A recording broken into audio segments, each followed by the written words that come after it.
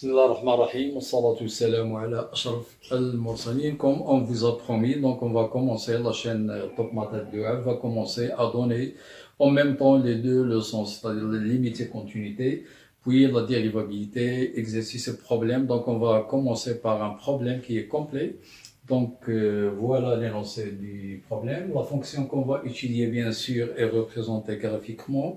Et la fonction fx égale x racine cubique de x moins 1. Donc la première question, donc montrer que f est continu sur df. Donc on a la fonction x a pour image x, c'est une fonction polynôme, donc continue sur le domaine de définition. Bien sûr, on a un seul problème, x à l'intérieur de la racine cubique doit être positive, donc sur son domaine de définition, donc df qui n'est rien, donc r plus. Pourquoi? Parce que c'est une fonction polynôme. Et on a vu que la fonction racine cubique est aussi continue sur R+. Donc, ceci implique que la fonction produit, donc le produit x racine cubique est aussi continu sur R+, comme étant le produit de deux fonctions continues. Et bien sûr, donc on a la fonction constante qu'on peut la considérer aussi comme fonction polynôme, donc elle est continue.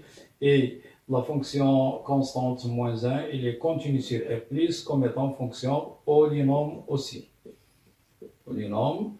Donc finalement, donc f est continue sur R+, pourquoi? Comme étant la somme de deux fonctions, comme étant fonction, donc somme de deux fonctions continues, somme de deux fonctions continues sur R+. Donc voilà pour la première question. Maintenant, on va passer à la deuxième question. Donc, petit à montrer que f est dérivable sur 0 plus infini. Vous voyez qu'on a bien sûr exclu le 0. Donc, pour la simple raison, on a une propriété, bien sûr, qu'on a fait dans le cours. Si la fonction à l'intérieur de la racine nème, il est strictement positive et dérivable sur un intervalle i, alors sa racine nème est aussi dérivable sur l'intervalle i. Donc, petit a, donc on a la fonction x a pour image, donc x la racine cubique de x moins 1. Donc, pour la deuxième question, donc on doit tout d'abord, bien sûr, donc donner une autre forme de fx pour nous faciliter, bien sûr, le calcul de la dérivée. Donc, on a fx, je peux l'écrire autrement, donc c'est x multiplié par la racine cubique de x grâce à la puissance rationnelle d'un nombre strictement positif. Je peux l'écrire, c'est x à la puissance 1 tiers moins 1, et grâce aux propriétés de la puissance rationnelle, c'est exactement comme les puissances, bien sûr, d'entiers relatifs. Donc, est égal x à la puissance 1 plus 1 tiers, autrement dit 4 tiers moins 1. Donc, on va travailler avec cette nouvelle expression parce que c'est trop facile de déterminer, bien sûr, la dérivée. Donc, répondons bien sûr à la première question. Donc, on a la fonction x à la puissance 4 tiers dérivable, il est dérivable sur l'intervalle 0 plus infini. Et la fonction x à la puissance moins 1 est aussi dérivable sur 0 plus infini. Donc, ceci implique que f est dérivable sur l'intervalle 0 plus infini. Comme étant somme de deux fonctions dérivables sur, bien sûr, l'intervalle ouvert 0 plus infini. Donc voilà pour la première question. Dans la deuxième tranche, bien sûr, on nous demande de calculer la dérivée. Donc le calcul de la dérivée, donc quel que soit x strictement positif. Donc on va travailler bien sûr avec la nouvelle expression de fx, puisqu'elle est simple et rapide. Donc f'x est égal x à la puissance 4 tiers moins 1 prime est égal x à la puissance 4 tiers prime, la dérivée de moins 1 est égale à 0, or la dérivée de x à la puissance 4 tiers, ce n'est rien d'autre que 4 tiers, x à la puissance 4 tiers moins 1, donc est égal à 4 tiers, x à la puissance, donc 1 tiers. Autrement dit, est égal à 4 la racine cubique de x sur 3. Donc voilà en ce qui concerne la dérivée de la fonction, cette fonction. Maintenant, on va passer à la question, donc, montrer que, donner le tableau de variation, bien sûr le tableau de variation, donc d'après f'(x), donc le signe strictement positif, et si on est dans R+, donc il est supérieur ou égal à 0, donc on va passer au tableau de variation, donc la fonction elle est croissante, donc voilà le tableau de variation de f. Tableau de variation, donc nous aurons 0, 0 plus infini.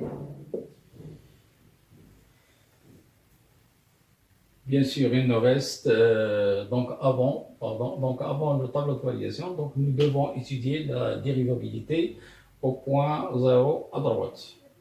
Donc, dérivabilité de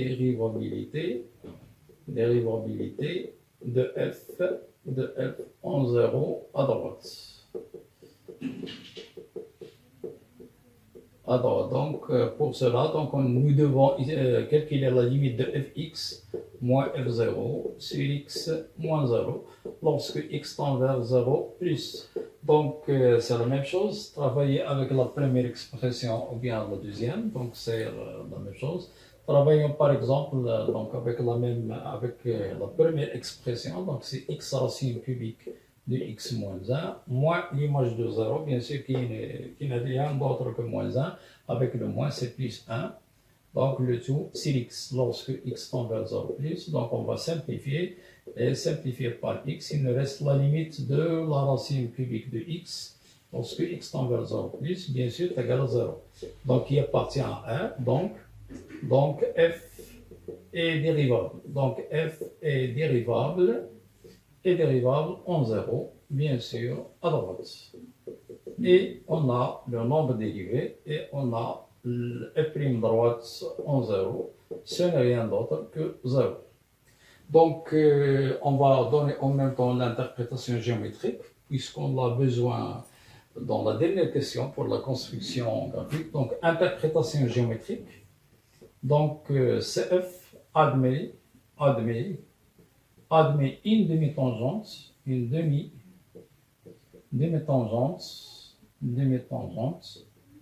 bien sûr, d'équation cartésienne, d'équation, donc y est égal à f0, donc voilà l'équation complète, f'0, x moins 0, bien sûr, plus f0. Or, f' droite, il est nul, donc tout ça est nul, donc il nous reste f0. Et f0, ce n'est rien d'autre que moins 1. Donc, y égale moins 1, bien sûr, à droite 10 points, donc je vais l'appeler A, coordonnée 0, moins 1. On a besoin de l'interprétation géométrique, bien sûr, pour la construction des deux courbes CF et CF-1. Donc, maintenant, j'ai tous les éléments essentiels pour le tableau de variation. Donc maintenant, on peut bien sûr dresser notre tableau de variation. Donc le tableau de variation sera composé de 3 cases. La première case, l'ensemble des définitions, bien sûr plus infini. La deuxième case, il est réservé au signe de f'x, bien sûr qu'on a trouvé positivement. Là, on a trouvé le nombre, il est dérivable et le nombre dérivé à droite égale 0. Et là, bien sûr, la troisième case est réservée pour la monotonie, on déduire la monotonie de la fonction f. Donc, puisque f' il est positif, donc la fonction il est strictement croissante, donc l'image de 0 c'est moins 1. La limite, lorsque x tend vers plus infini multiplié par plus infini, c'est plus infini, auquel on rajoute moins 1, donc c'est plus infini. Voilà le tableau de variation. Maintenant, on va passer à la troisième question. Donc, troisième question, petit a montre que f est bijectif de R plus vers un intervalle G à déterminer. Bien sûr, on a tous les éléments, bien sûr, dans notre tableau de variation. Donc, on a d'une part f il est continu. Donc, f il est continu et strictement croissante sur notre intervalle qui est 1 plus. Donc, f est bijective ou bien admet une fonction, bien bijection réciproque, f moins 1, donc bijective de l'intervalle i qui est 1 plus vers l'intervalle j. Bien sûr, l'intervalle j, il est dans le tableau de variation, donc pas la peine de calculer à nouveau. Donc j est égal moins 1 plus l'infini. Donc voilà pour la première question. Maintenant, on va passer à la question petit b, calculer l'image réciproque de 15, autrement dit f-1 de 15. Donc pour cela, nous devons poser f-1 15 est égal à x et résoudre l'équation. Donc on pose f-1 de 15 est égal à x, ce qui est équivalent, donc 15 est égal à fx. Donc, on va travailler bien sûr avec la deuxième expression. Donc, 15 est égal fx qui est égal x à la puissance, on a dit 4 tiers moins 1, ce qui est équivalent. Donc, on fait passer moins 1 à l'autre côté. Donc, 15 plus 1, c'est 16, c'est égal x à la puissance 4 tiers. On va lever bien sûr les deux membres au cube pour se débarrasser de dénominateur 3, donc 16 au cube est égal à x à la puissance 4 tiers, le tout à la puissance 3, qui n'est rien d'autre que x à la puissance 4 tiers multiplié bien sûr par 3, donc on va simplifier. Il nous reste 16 tiers est égal à x à la puissance 4. À nouveau, on va passer à la racine quatrième, parce que nous voulons x bien sûr, donc on passe à la racine quatrième. Donc la racine quatrième de 16 tiers, qui n'est rien d'autre que la racine quatrième de 16 à la puissance 3, est égal à la racine quatrième de x à la puissance 4, est égal à x. Et finalement, donc nous trouvons, comme 16, ce n'est rien d'autre que 2 à la puissance 4, donc de racine quatrième de 2 à la puissance 4, c'est 2 au cube, donc c'est 8, donc x est égal à 8. Et attention, donc il faut que l'image, bien sûr, il appartient à i dans lequel on travaille, c'est-à-dire f plus. Donc ceci implique que f-1, bien sûr, de f-1 15, à quoi est égal? Est égal à 8. Donc voilà pour cette question. Maintenant, on va passer, bien sûr, à calculer, donc petit c, montrer que f-1 est dérivable. Petit c, montrons que f-1 est dérivable en 15. Bien sûr, alors que 15, ce n'est rien d'autre que f8. Donc, nous devons vérifier ces deux points. Donc, f dérivable en 8. Et la deuxième chose à vérifier, que f', le nombre dérivé en 8, il est différent de 0, d'après une propriété qu'on a vue dans le cours. Donc, pourquoi f est dérivable? C'est tout simplement, donc on a f, bien sûr, dérivable sur r+, et 8, il appartient à R+, donc ceci implique que f, il est aussi dérivable en 8. Donc le deuxième point, bien sûr, donc on a déjà, bien sûr, l'expression de la dérivée, donc on a f' de x, la dérivée était donc 4 tiers, donc on a 4 tiers. La dérivée était 4 tiers, x à la puissance 4 tiers moins 1, donc 1 tiers, oui. Donc ceci implique que f' de 8 est égal 4 tiers, donc 8 à la puissance 1 tiers, qui n'est rien d'autre que 4 tiers, et 8 c'est 2 à la puissance 1 tiers, c'est 2 au cube, donc multiplié par 1 tiers, donc c'est 4 tiers, multiplié par 2, 3, multiplié par 1 tiers, donc nous simplifions par 3 bien sûr, et nous trouvons, donc c'est 4 tiers multiplié par 2, c'est 8 tiers, et 8 tiers il est différent de 0, donc d'après cette propriété, donc f-1, après la propriété qu'on a vue dans le cours, donc f-1 est dérivable en f de 8, qui n'est rien d'autre que 15. On nous demande aussi de calculer le nombre dérivé de la bijection réciproque en point 15, donc on a f-1, donc ça c'est la deuxième tranche de la question. f moins 1 prime de 15 est égal à 1 sur f prime au point f moins 1 de 15 est égal à 1 sur f prime. Bien sûr, f moins 1 de 15 c'est 8 et ce nombre, on vient de le calculer bien sûr, est égal à 1 sur f moins 1. Donc il est égal à 8 tiers. Donc 1 sur 8 tiers, donc c'est 3 huitièmes. Donc voilà pour cette question. Donc maintenant on va passer à la question suivante.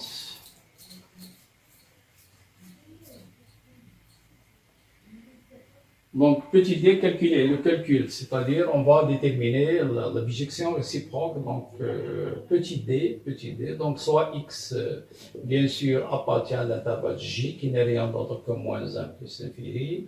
Bien sûr, il admet un unique antécédent y dans l'intervalle i, qui n'est rien d'autre que r plus, puisque y c'est l'unique, bien sûr, antécédent, donc tel que y, fy est égal à x. Cette phrase référentielle est très importante, donc je conseille chaque élève de commencer toujours lorsqu'on a à déterminer la bijection réciproque par cette phrase de référence. Donc, bien sûr, on va déterminer y en fonction de x en résolvant l'équation fy égale à x, dont l'inconnu, bien sûr, c'est y, et x, ce n'est rien d'autre qu'un paramètre réel. Donc, fy est égal à x, ceci est équivalent. Donc, je vais travailler, bien sûr, avec la nouvelle expression de fx. Donc, y à la puissance, on a dit, donc c'est y à la puissance 4 tiers, y à la puissance 4 tiers, moins 1 égale à x. Ce qui est équivalent, donc y à la puissance 4 tiers, donc on va passer le moins 1 de l'autre côté, donc x plus 1. Maintenant, donc je vais passer au cube pour débarrasser, bien sûr, se débarrasser du dénominateur 3. Donc nous avons y à la puissance 4 tiers à la puissance 3 égale x plus 1 à la puissance 3, et bien sûr, y à la puissance 4 tiers multiplié par 3 est égal à x toujours plus 1 à la puissance 3. Donc on va simplifier avec le 3, donc y à la puissance 4 égale x plus 1 au cube. Et attention, il y a certains élèves, bien sûr, qui gaspillent du temps précieux pour des choses qui sont, bien sûr, gratuites. Donc, pas la peine de développer x plus 1 au cube, parce que notre but principal, c'est de déterminer y. Donc, on a un obstacle, c'est-à-dire y à la puissance 4. Donc, je dois supprimer le 4, bien sûr, en passant à la racine quatrième des deux côtés.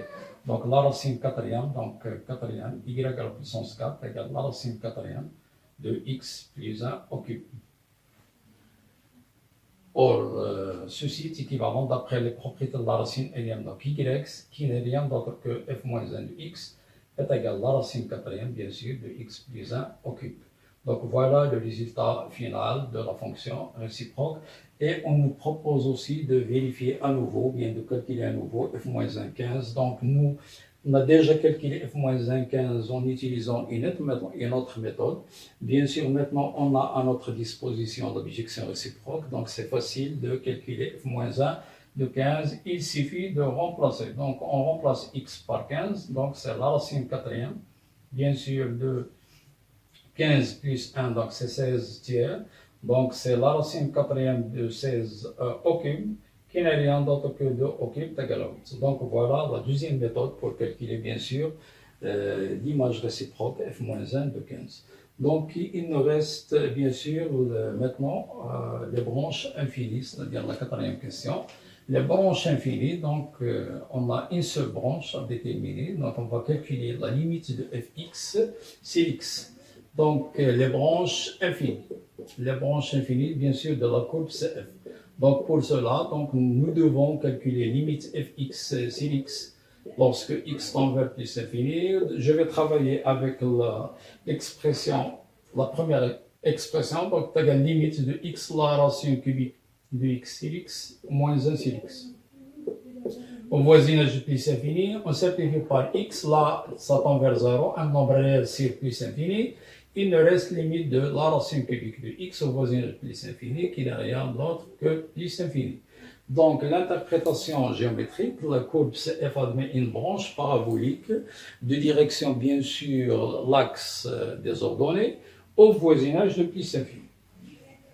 Donc, CF admet une branche parabolique, admet une branche, en abrégé BP, une branche parabolique, ou bien on dit aussi une direction asymptotique. De direction, l'axe OY, c'est-à-dire l'axe des ordonnées, au voisinage de plus l'infini. Maintenant, il nous reste la dernière question. On nous propose de construire, bien sûr, CF et CF-1 dans un même repère orthonormé. Bien sûr, je rappelle une propriété qu'on a vue dans la première leçon, qui est très importante.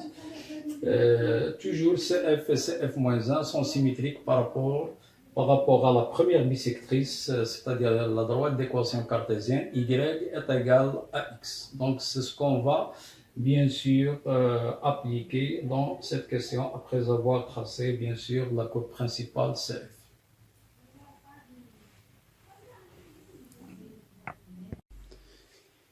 Voilà, donc on vient bien sûr de tracer le repère et l'axe de symétrie, bien sûr, qui est la première bisectrice du repère, l'équation, la droite de l'équation cartésienne y égale x. Donc, comment on l'a tracé, puisque l'équation cartésienne est de la forme y est égal à x, donc il passe par l'origine, donc nous avons besoin uniquement d'un seul point, et bien sûr, donc pour x est égal à 1, donc nous trouvons 1, donc il passe par le point de coordonnées 1, 1. Voilà l'axe de symétrie. Maintenant, comment tracer avec perfection, bien sûr, la courbe d'une fonction? On se base premièrement sur les interprétations géométriques et aussi des branches infinies, sans oublier notre guide principal, bien sûr, qui est le tableau de variation. Or, dans le tableau de variation, nous avions bien sûr la fonction des dérivables à droite de 0 et le nombre de dérivés. On a dit que la une demi-tangente d'équation cartésienne y égale à moins 1.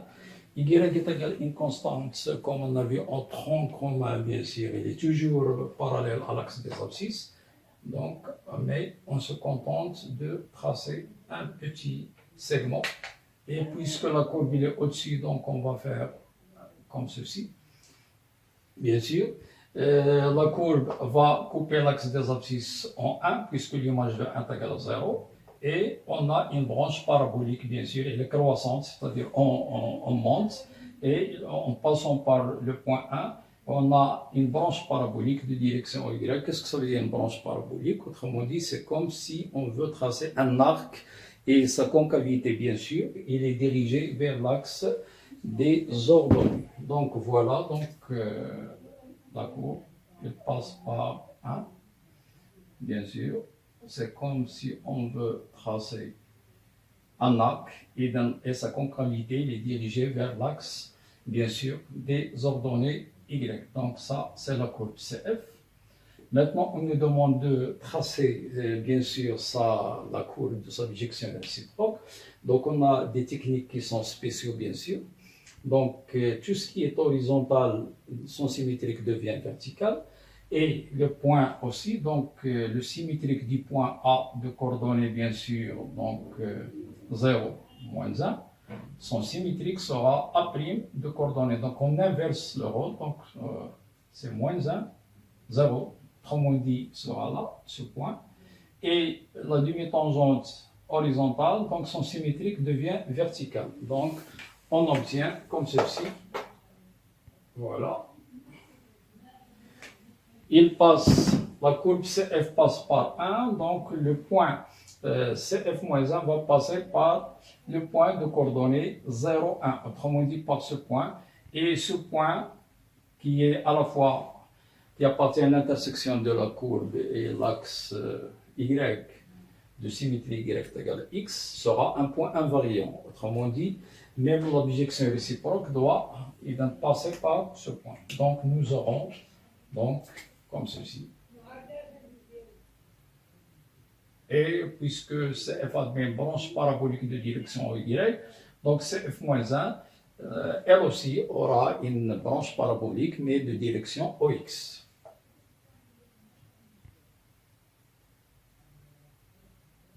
Voilà, c'est ça, c'est F-1. Donc voilà, on a commencé par un problème qui est très intéressant. Soyez fidèles bien sûr à la chaîne et n'oubliez pas de s'abonner, de partager ces vidéos bien sûr et soyez au rendez-vous pour un autre problème très intéressant, toujours du nouveau dans cette chaîne. كما لا تحرمونا جزاكم الله خيرا من صالح دعواتكم لنا ولوالدينا ولمن علمنا بالتوفيق إن شاء الله.